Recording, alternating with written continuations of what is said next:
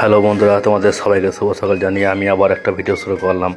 তো আমার কাছে এসেছিলো একটা ধান ঝাড়া মেশিনের অর্ডার এসেছিলো 4 ফুটের। তো ধান ঝাড়া মেশিনের স্ট্রাকচারটা বানিয়ে নেওয়া হয়েছে। তো এবার আমার কাছে পাচ্ছিল না, সেই জন্য সিট ছিল না, সেই জন্যই আমি এখানে পাটাতে কাঁটাগুলো ফিটিং করে নিচ্ছিলাম। তো 12 পাটার মেশিনের অর্ডার ছিল 4 ফুটের। তো আমি পাটাতে কাঁটাগুলো বসিয়ে নিচ্ছি। তো কাঁটাগুলো বসাতে আমার একটু টাইম লেগে গেছিলো।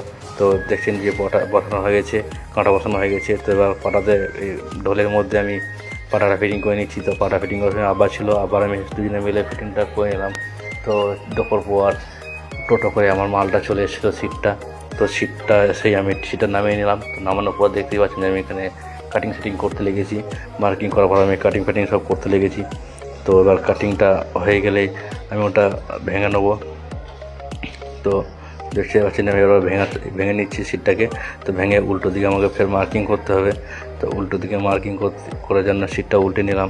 তো উল্টে নেওয়ার পর আমি এদিকে ফিতে বের করে ওখানে মার্কিংটা করে নিচ্ছি স্কোয়াশ করার জন্য। মার্কিং করা হয়ে গেছে। তো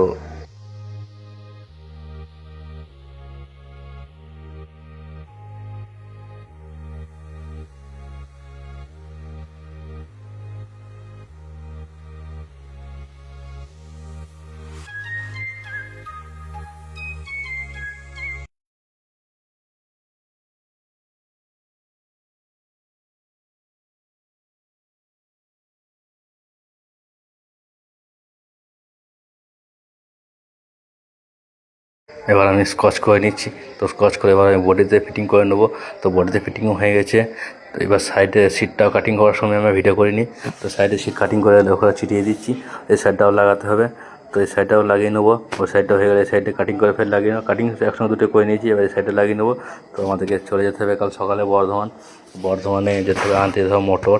তো এর সঙ্গে 2 HP মোটরের কথা হয়েছে ফিটিং করার জন্য। তো আমরা কাল সকালে চলে যাব বর্ধমান, আমি আর আব্বা।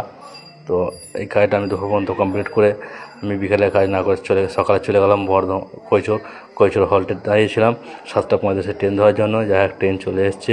ট্রেন এসে স্টেশনে প্ল্যাটফর্মে লেগে গেলো। তো আমরা যাই হোক সামনে গিয়ে চেপে পড়লাম, সামনে বগিতে যেয়ে চেপে পড়লাম, আবার আমি উঠে পড়লাম।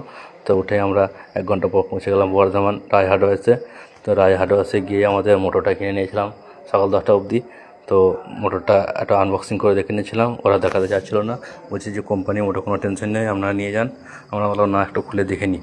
তো আমরা একটা খুলে দেখে নিলাম। তো সব ঠিকঠাকই আছে। আমি মিস্ত্রি সাহেবকে বললাম ওটা লাগিয়ে দেখে দাও। তো ও বললো না, ঠিকঠাক আছে, সব দেখতে হবে না, তুমি নিয়ে যাও, গ্যারান্টি কার্ড আছে, তুমি নিয়ে যাও, 1 বছরের গ্যারান্টি আছে। তো আমি নিয়ে চলে আসলাম বাড়ি। তারপর দিনের সকালে আমি এখানে কাজে লেগে গেলাম। এসে ওখানে মেশিন ফিটিং হয়ে গেছে। তো এসে একটা টুলের অর্ডার ছিল ওর সঙ্গেই, মানে টুলটা মোটরের ওপরে বসে ওখানে ফ্যান লাগিয়ে কুটুরি বানানোর জন্য।